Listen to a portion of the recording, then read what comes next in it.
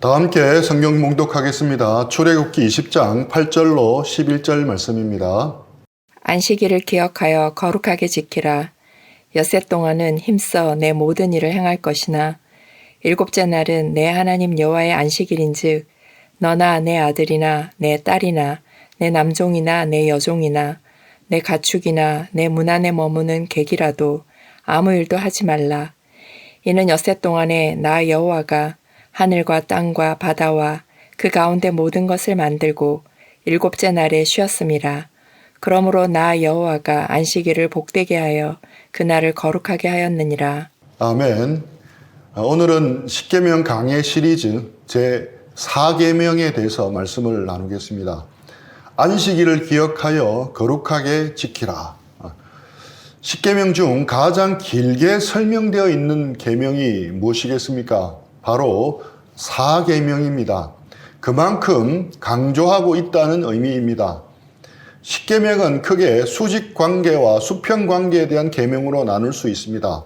수직관계인 하나님과의 관계를 다루는 1에서 4계명과 수평관계인 인간관계를 다루고 있는 5에서 10계명으로 나눌 수 있습니다. 4계명은 마치 십자가의 교차점처럼 이 두 관계를 이어주는 고리 역할을 하고 있습니다. 그렇다면 하나님은 왜 안식일 계명을 만드셨겠습니까? 하나님은 왜 4계명을 만드시고 이토록 자세히 설명하시면서 안식일을 기억하여 거룩하게 지키라고 말씀하셨습니까? 10계명 모두 무게감이 있는 계명이지만 4계명은 그 중에서도 무게감이 큽니다.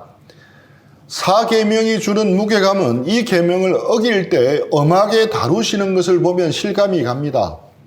민수기 15장에 보면 한 사람이 아무 생각이 없이 안식일에 나무하러 산에 갔다가 붙들립니다.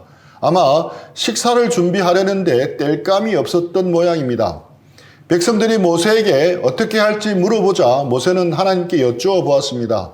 하나님은 그 사람을 죽이라고 명령하셨습니다. 무시무시한 이야기입니다. 그만큼 안식일 계명은 엄중했습니다. 왜 하나님은 이토록 안식일 계명에 무게감을 두시며 중요하게 생각하셨습니까? 안식일은 재정비하고 재충전하는 시간입니다. 안식일은 정리정돈하는 시간입니다.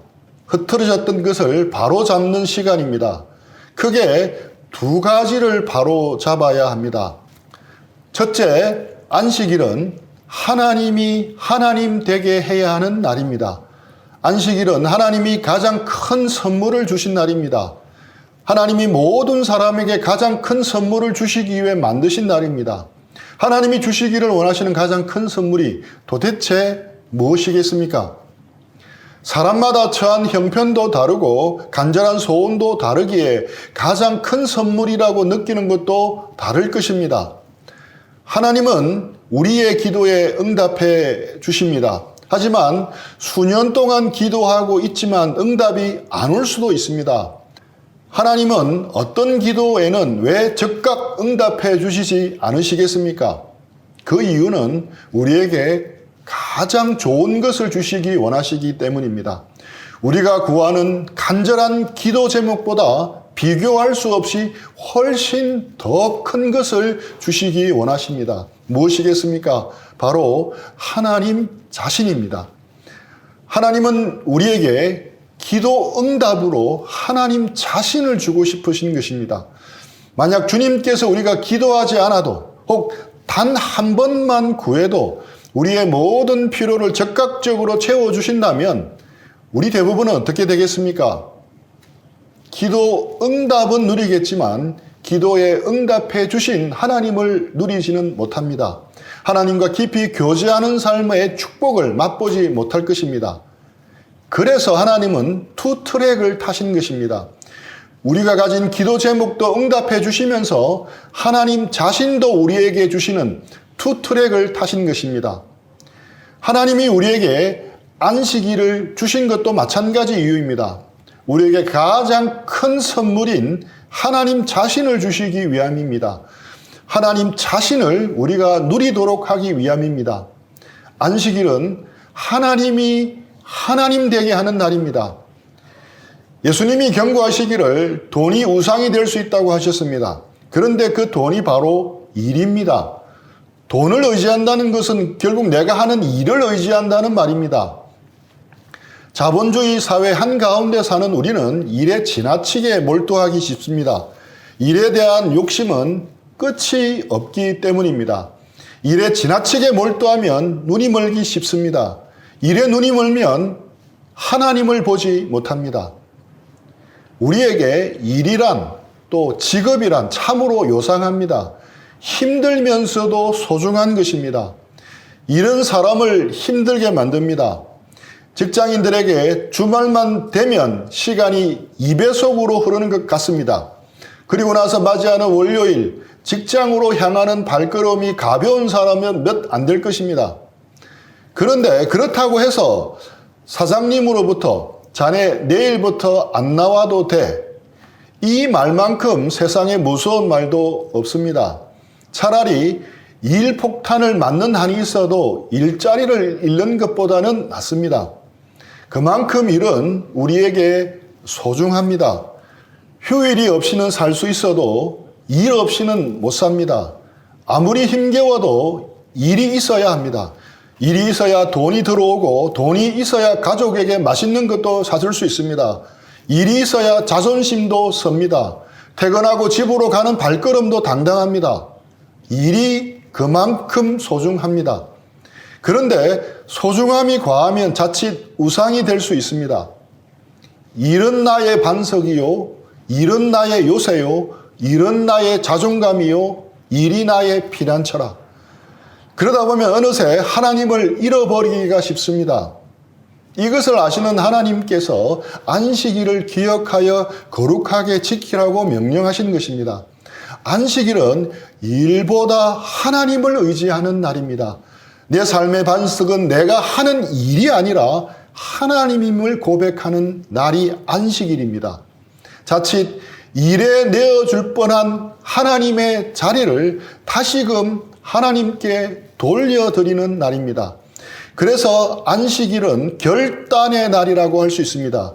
일을 의지하고 살지 아니면 하나님을 의지하고 살지 결단하는 날입니다. 갈멜산의 이스라엘 백성처럼 여호와 하나님이냐 바알과 아세라냐 둘 중에 하나를 선택하듯이 우리도 하나님이냐 일이냐 하나님이냐 공부냐 둘 중에 하나를 선택하는 날입니다. 비유가 너무 비장해 보입니까? 돈이면 모든 것이 해결되는 철저한 자본주의 사회 한가운데 살아가고 있는 우리를 돌아보면 결코 과장은 아닙니다. 일주일에 하루 일을 쉬면 그만큼 수입이 줄어듭니다. 산술적으로 7분의 1의 수입을 포기하는 모험인데 어찌 비장하지 않을 수 있겠습니까? 11조에는 두 가지 종류가 있다고 합니다. 먼저는 열심히 벌어서 감사로 바치는 11조가 있습니다. 또 다른 11조는 무엇이겠습니까? 또 다른 11조는 주의를 지키느라 못 번 돈입니다. 하나님은 어느 헌금을 기뻐하시겠습니까? 둘 다 믿음으로 드렸기에 기뻐하시겠지만 두 번째 헌금도 기뻐하실 것입니다. 주님을 믿기에 포기한 돈, 주님을 신뢰하기에 내가 작심하고 손해본 돈, 주님께 헌신하여 사느라 포기한 돈이야말로 정말로 우리 하나님을 기쁘시게 하는 헌금이라고 생각합니다. 하나님께서 다른 길로 그 손해를 채워주시면 감사하게 받지만 그리 아니하실지라도 그 손해는 결코 손해가 아닙니다. 그 손해 덕분에 비교할 수 없이 큰 선물을 받게 될 것입니다. 바로 하나님 자신을 선물로 받게 될 것입니다. 두 번째, 왜 하나님이 우리에게 안식일을 지키라고 말씀하셨겠습니까? 안식일은 사람을 사람이 되게 하는 날입니다. 십계명 전문이 성경에 2번 반복되어 나오는 것을 알고 계십니까? 출애굽기에 한 번 나오고 신명기에 한 번 더 나옵니다. 그런데 신명기에 나오는 사계명은 오늘 본문인 출애굽기에 나오는 사계명과는 조금 다른 부분이 있습니다. 안식일을 준수해야 하는 이유에 대해 출애굽기 20장과 신명기 5장은 서로 달리 말하고 있습니다. 하나는 창조 사건, 하나는 출애굽 사건이 이유입니다. 출애굽기 20장 11절입니다. 이는 엿새 동안에 나 여호와가 하늘과 땅과 바다와 그 가운데 모든 것을 만들고 일곱째 날에 쉬었음이라. 그러므로 나 여호와가 안식일을 복되게 하여 그날을 거룩하게 하였느니라. 안식일을 지켜야 하는 이유를 출애굽기에서는 창조 사건에 둡니다. 신명기 5장 15절입니다. 너는 기억하라. 내가 애굽 땅에서 종이 되었더니 내 하나님 여호와가 강한 손과 편팔로 거기서 너를 인도하여 내었나니 그러므로 내 하나님 여호와가 내게 명령하여 안식일을 지키라 하느니라. 그런데 신명기에서는 동일하게 안식일을 지키라고 명령하되 출애굽 사건에 기초하여 명령하고 있습니다. 하나님은 애굽의 종되었던 이스라엘 백성들을 편팔과 강한 손으로 인도하여 구원해 내셨습니다. 이스라엘 백성들은 그날을 기억하면서 쉴 뿐만 아니라 자신에게 속한 종들과 가축들도 쉬도록 허락해야 했습니다. 애굽에서 노예 노릇하던 시절 이스라엘 백성들은 얼마나 간절히 쉬고 싶었겠습니까? 이것을 잊지 말라는 것입니다. 그때를 기억하며 자신들도 쉬고 종들과 가축들도 쉬게 하라는 의미입니다. 이스라엘 백성은 애굽의 강제 노역에서 해방된 자유와 해방의 기쁨을 모든 사람에게, 특히 자기에게 속한 약자들에게도 베풀어야 했습니다. 즉 안식일에는 약자들의 자유와 해방이라는 사회 정의의 실현 정신이 담겨 있습니다. 그래서 참된 안식일은 사람에게 주목하게 합니다. 안식일은 노예도 사람이 되는 날입니다. 사람 위에 사람이 없고 사람 아래 사람이 없습니다. 하지만 이것은 이상일 뿐 당시 현실은 그렇지 않았습니다. 사람 아래 노예가 있었고 노예 위에는 주인이 있었습니다. 노예는 사람이 아니었습니다. 기껏해야 말하는 경운기, 심장 달린 트랙터였습니다. 이것은 이스라엘 백성이 이집트에서 400년 동안 철저히 경험한 것이었습니다. 일하는 길게에 불과했고 여차하면 돈 받고 팔아버릴 수 있는 물건이었습니다. 그런데 이 노예들도 존귀한 사람이 되는 날이 있었으니 바로 안식일이었습니다. 이날만큼은 주인이 노예에게 일을 시킬 수가 없었습니다. 이날만큼은 노예도 사람이 됩니다. 이날만큼은 사람이 먼저여야 합니다. 안식일은 사람이 사람 되게 하는 날입니다. 언제부턴가 우리는 사람을 있는 그대로 보지 못하는 경향이 강해지고 있습니다. 자꾸 사람에게 꼬리표를 붙입니다. 아이들에게는 어떤 꼬리표를 붙입니까? 성적이라는 꼬리표를 붙입니다. 그런데 어른들에게는 어떤 꼬리표를 붙이겠습니까? 연봉이라는 꼬리표를 붙입니다. 때로는 아파트 평수를 꼬리표로 붙이기도 합니다. 때로는 타고 다니는 자동차로 꼬리표를 붙이기도 합니다. 때로는 입고 가지고 다니는 명품으로 꼬리표를 붙이기도 합니다. 대학생들에게는 학점으로 꼬리표를 붙이기도 합니다. 목회자들도 예외가 아닙니다. 목회자는 뭘로 꼬리표를 붙이겠습니까? 교회의 크기, 교인 숫자로 꼬리표를 붙입니다. 이 꼬리표로 그 사람의 가치를 결정합니다. 꼬리표 숫자가 높은 사람은 능력 있는 사람입니다. 그래서 귀한 사람 대접받습니다. 반면 꼬리표 숫자가 낮으면 무능한 사람이 됩니다. 그래서 가볍게 대해도 되는 사람으로 간주합니다. 하지만 하나님은 말씀합니다. 꼬리표와 관계없이 여전히 존귀한 나의 자녀이다. 연봉이 좀 작아도 나의 형상대로 지원받은 존귀한 사람이다. 그래서 이 어그러지고 잘못되어 가고 있는 세상을 향해서 하나님이 안식일을 선포하신 것입니다. 안식일은 있는 그대로 사람을 보는 날입니다. 모든 꼬리표를 떼어내고 있는 그대로 사람을 보는 날입니다.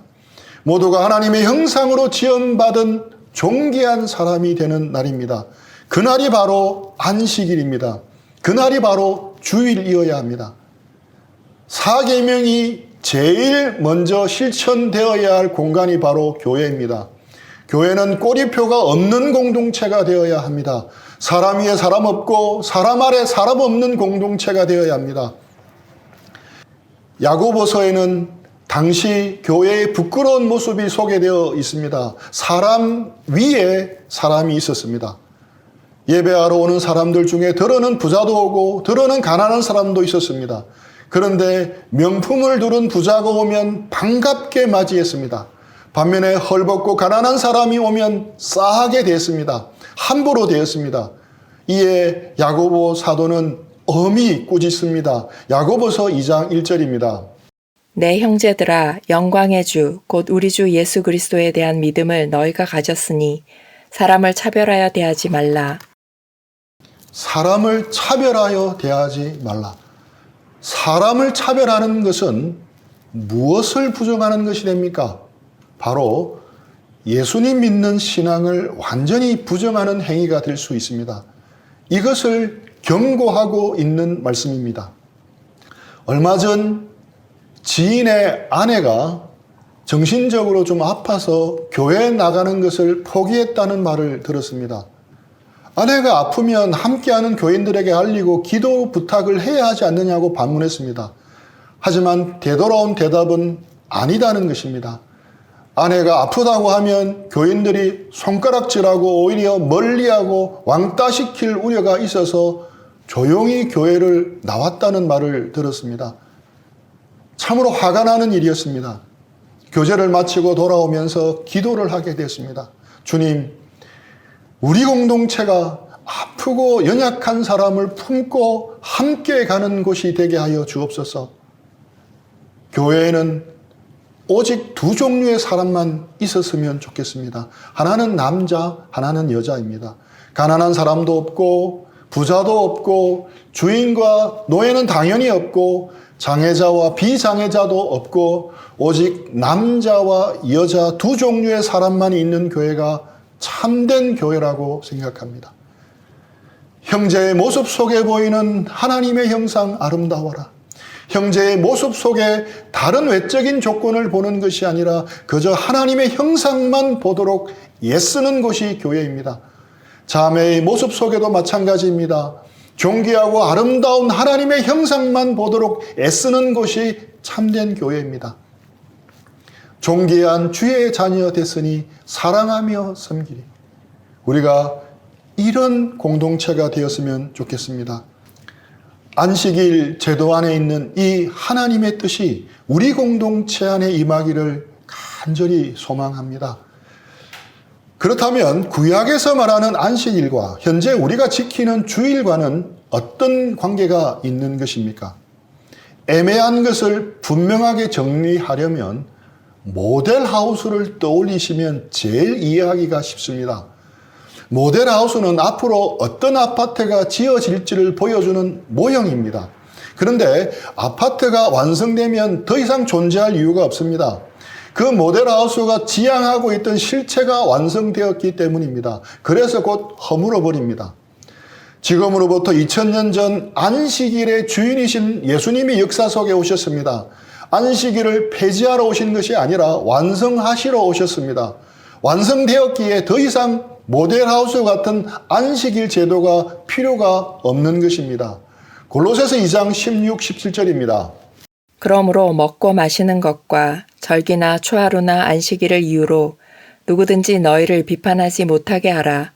이것들은 장래일의 그림자이나 몸은 그리스도의 것이니라. 절기나 초하루나 안식일 이런 것들은 장래일의 그림자라고 합니다. 여기서 장래일은 예수님이 오시는 사건을 의미합니다. 그리고 몸은 그리스도의 것이라고 합니다. 즉 절기나 초하루나 안식일은 모델하우스인 셈이고 예수님은 진짜 아파트인 셈입니다. 아파트가 들어선 이후에는 모델하우스가 폐기되듯이 예수님이 오신 이후에는 절기나 초하루나 안식일에는 과거와 같은 제도적 형식은 없어졌습니다. 그래서 장래일의 그림자라고 표현한 것입니다. 그림자는 허상입니다. 실체를 가늠하는 하나의 모형에 불과한 것입니다. 그렇다면 우리는 언제부터 주일을 지켰겠습니까? 구약에서 말하는 안식일은 오늘날로 말하면 금요일 해지고 난 후부터 토요일 해지기 전까지입니다. 그래서 유대인의 안식일은 토요일입니다. 현재 그리스도인들이 지키고 있는 안식일은 안식 후 첫날, 곧 일요일입니다. 일요일은 예수님이 십자가에 못 박히신 후 부활하신 날입니다. 예수님이 부활하신 이후부터 예수님을 따르는 사람들은 자연스럽게 주님이 부활하신 날을 기억하고 기념하기 위해 일요일에 모이기 시작한 것입니다. 따라서 예수님의 부활을 기념하는 일요일이 주님의 날, 주일이 된 것입니다. 계시록 1장 10절 말씀입니다. 주의 날에 내가 성령에 감동되어 내 뒤에서 나는 나팔소리 같은 큰 음성을 들으니 이 구절에 나오는 주의 날이 지금 우리가 말하는 주일의 효시입니다. 유대교에서 기독교가 분리되는 초대교회 당시의 종교적 정황 또 목회적 상황 때문에 예배를 위해 따로 모이게 되었습니다. 예수님이 부활하신 날에 모이기 시작하면서 오늘날 주일로 지키게 된 것입니다. 구약의 안식일이 진정한 안식을 주시는 초림 예수님을 기다리는 날이었다면 오늘 우리가 지키는 주일은 재림 예수님을 기다리는 날입니다. 우리의 신랑 되신 예수님을 설레며 기다리는 날입니다. 그런 의미로 지키는 것입니다. 이 날이라도 구별해 놓지 않으면 어떻게 되겠습니까? 인간은 자꾸 세상에 파묻히고 욕망에 묶여서 그 중요한 것을 잊어버리기가 십상입니다. 주일만은 모든 것을 다 중단하고 하나님을 기억하자는 것입니다. 이것이 주일을 구별하여 지킨다는 의미입니다. 아무리 문화가 바뀌고 세상이 달라져도 안식일을 구별하여 거룩하게 지키도록 엄히 명하신 하나님의 뜻은 잊어서는 안 됩니다. 이런 마음으로 우리도 주일을 구별하여 거룩하게 지켜야 하는 것입니다. 우리 인생은 광야와도 같습니다. 그만큼 이 시대를 살아가는 우리의 삶이 척박하고 버티기가 힘듭니다. 우리가 지키는 주일은 그 광야의 오아시스임을 기억해야 합니다. 광야 전문가로서 광야를 읽다라는 책의 저자인 이진희 목사님은 말씀합니다. 광야에서 살아남기 위해서는 반드시 지켜야 할 수칙이 있다고 합니다. 그것은 오아시스를 만날 때마다 빠지지 않고 반드시 들렀다가 가야 한다는 것입니다. 지금은 괜찮다고 그냥 지나치면 얼마 가지 못해서 쓰러져 다시는 일어나지 못하는 일이 생긴다고 합니다. 오아시스를 들러서 충분히 생수를 마시고 쉬었다가 가는 사람만이 더 빨리 광야를 벗어날 수 있다고 합니다. 그래서 광야를 지나는 사람들은 최종 목적지가 다르다 할지라도 다음 목적지는 항상 똑같습니다. 그 다음 목적지가 무엇이겠습니까? 바로 다음 오아시스인 것입니다. 그들의 머릿속에는 한 가지 생각밖에 없다고 합니다. 빨리 다음 오아시스로 가는 것입니다. 그리스도인에게 주일은 바로 이 오아시스와 같은 곳입니다. 주일날 교회에 와서 하나님의 말씀을 통해 말씀의 생수, 은혜의 생수, 성령의 생수를 마시고 새 힘을 얻어야 합니다.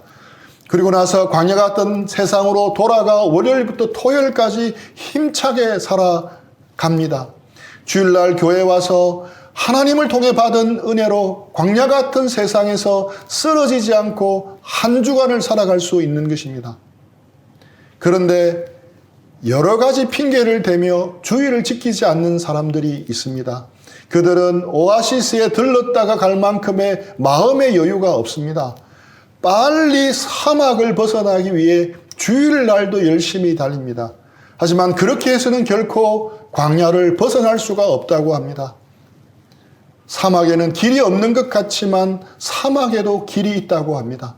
사막의 지도를 보면 거미줄처럼 길들이 연결되어 있습니다. 그런데 사막의 지도를 보면 가로질러 갈 수 있는 길이 있음에도 불구하고 돌아가게 되어 있다고 합니다. 왜 그렇겠습니까? 오아시스를 들렀다 가도록 길이 나 있기 때문입니다. 사막의 길은 오아시스와 오아시스를 연결하는 길입니다. 어디를 가든 오아시스를 들렀다가 가야 사막을 무사히 빠져나갈 수 있다고 합니다. 요즘은 모두가 다 바쁜 시대입니다. 심지어 유치원에 다니는 효림이도 바쁜 시대입니다. 바쁘게 살다 보니 힘들고 여유가 없습니다. 이렇게 바쁘고 힘들게 사는데 매 주일 꼭 교회를 가야 하겠습니까? 여러분은 어떻게 생각하십니까? 우리는 지금 인생의 광야를 지나고 있습니다. 광야를 건너는 일에만 몰두하다 오아시스를 지나쳐서는 안 됩니다. 광야는 계속 이어집니다. 서두른다고 해서 빨리 지나갈 수 있는 것이 아닙니다. 오아시스를 더 많이 들르는 사람이, 오아시스에 더 오래 머무는 사람이 더 빨리 광야를 통과할 수 있습니다. 주의를 지켜서 주님께 드림으로써 하나님이 주시는 생수를 받아 마셔야 합니다. 물통에 그 생수로 가득 채워야 합니다. 그래야 쓰러지지 않고 우리 앞에 놓인 인생의 광야를 무사히 통과할 수 있는 것입니다. 역사를 긴 호흡으로 보면 유대인들은 안식일을 지켰지만 결국 안식일이 유대인을 지켰다고 고백하고 있습니다. 우리 역시 마찬가지입니다. 우리도 주일을 지켰지만 결국 주일이 우리 자신을 지켰다고 고백할 수 있으리라 믿습니다. 주일을 소중히 여기고 함께 예배할 수 있는 형제자매들이 있어 우리에게는 너무나 감사하고 행복합니다. 머지않은 장래에 우리가 소중히 여기며 힘을 다해 지킨 주일이 내 인생을 지켰고 내 가정을 지켰고 내 공동체를 지켰다고 고백할 수 있으리라 믿습니다. 적용 질문 드리겠습니다. 첫째, 4계명에서 자신에게 주시는 교훈은 무엇입니까? 둘째, 주의를 잘 지키는 삶을 위해서 실행에 옮겨야 할 한 가지는 무엇입니까? 들은 말씀 기억하면서 이 질문에 질문하고 적용하고 기도하는 시간들을 가지겠습니다.